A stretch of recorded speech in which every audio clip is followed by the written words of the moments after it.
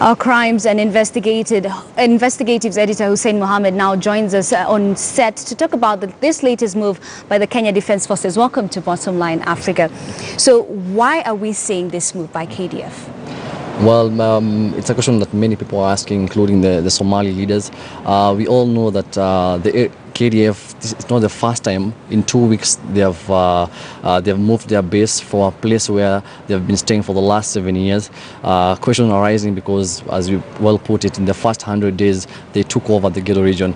And if you remember very well, Gedo region, how it is, the southwestern place of Gedo region is where we have El Ade. That's where KDF had its biggest attack. So questions are arising. Why now? Why are they leaving? This is, in 2 weeks, and it's something that is causing a bit of uproar in Somalia and also Kenya, because where it is situated is near the border of Kenya and Somalia. Okay, how does this affect the countries, not only just Somalia, but also us in Kenya?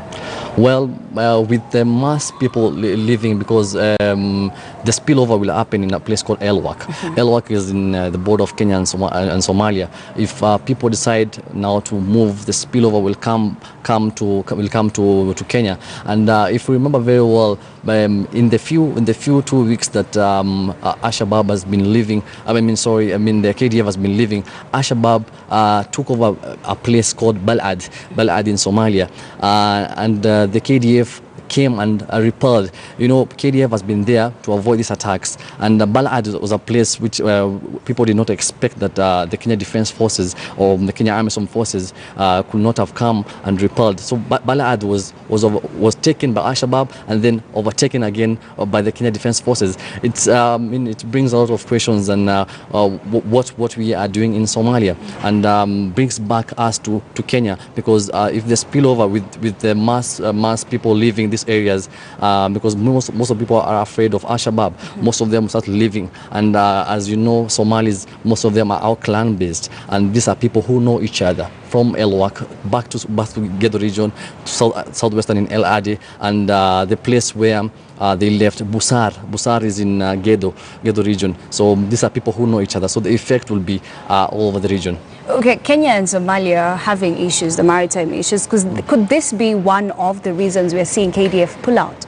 Well, some are hinting into that, but we cannot confirm because up to now, no statement from the Army Forces why we are leaving, why the Kenya Army Forces are leaving the base. Recently, Kenya has been at war, diplomatic rows with Somalia. That's why the people who are complaining now are the Somali leaders. The Somali leaders in the Jubaland area, Jubaland sector, so in Somalia, they're the ones who are complaining because their people are being affected.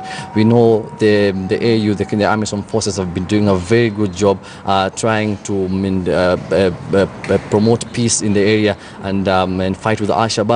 Now, this issue with them leaving 2 weeks, in 2 weeks, 2 military bases, they have, witnesses are reporting to see them leaving, and the army base have been cleared, create questions. And we all know recently the Army Forces did a press out and said that they're having new tactics, new launch tactics to counter with Al-Shabaab. Could this be a new way to counter with Al-Shabaab? Could this be the diplomatic route? These are some of the questions that analysts and the Somali leaders are trying to put out there.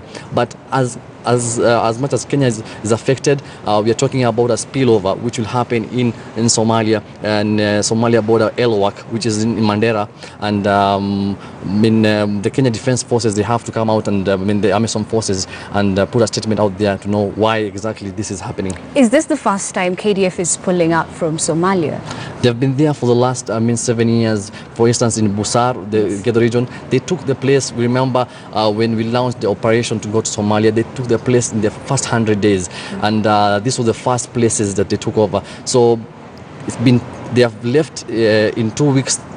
In 2 weeks, they have left in 2 places. So begs the question: why will they leave after 7 years? Why the change? Maybe it could be a tactic. It could be that they're leaving. The place is safe. But as I put it earlier, if it is safe, Why did Balad happen? Balad is a place around Gedo region where an attack was by Al-Shabaab happened, and the Kenya Army Forces went there and repelled the attack. So you see, the residents living in that area are all up in tension, and it's creating uproar, which might also spill over back in Kenya. Okay, we've been seeing various attacks in Kenyan soil. Could this be piling pressure on the KDF to leave those camps? Well, the war in Somalia is fought on battlefields, as many say, but the Al-Shabaab attacks here in Kenya could be a different narrative in its own.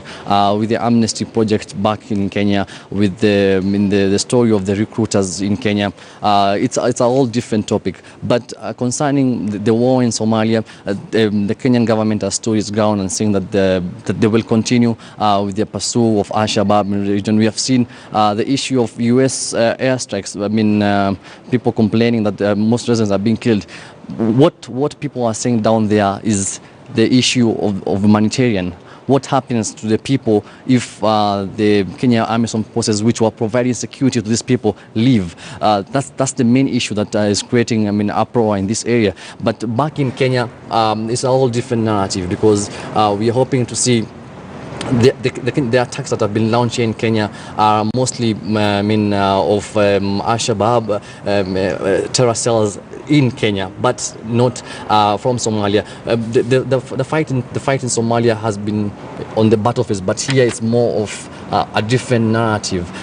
We have from the jihadi brides, from the enemy within, the enemy combatant. It's a whole different topic. But we are hoping that the spillover will not come back.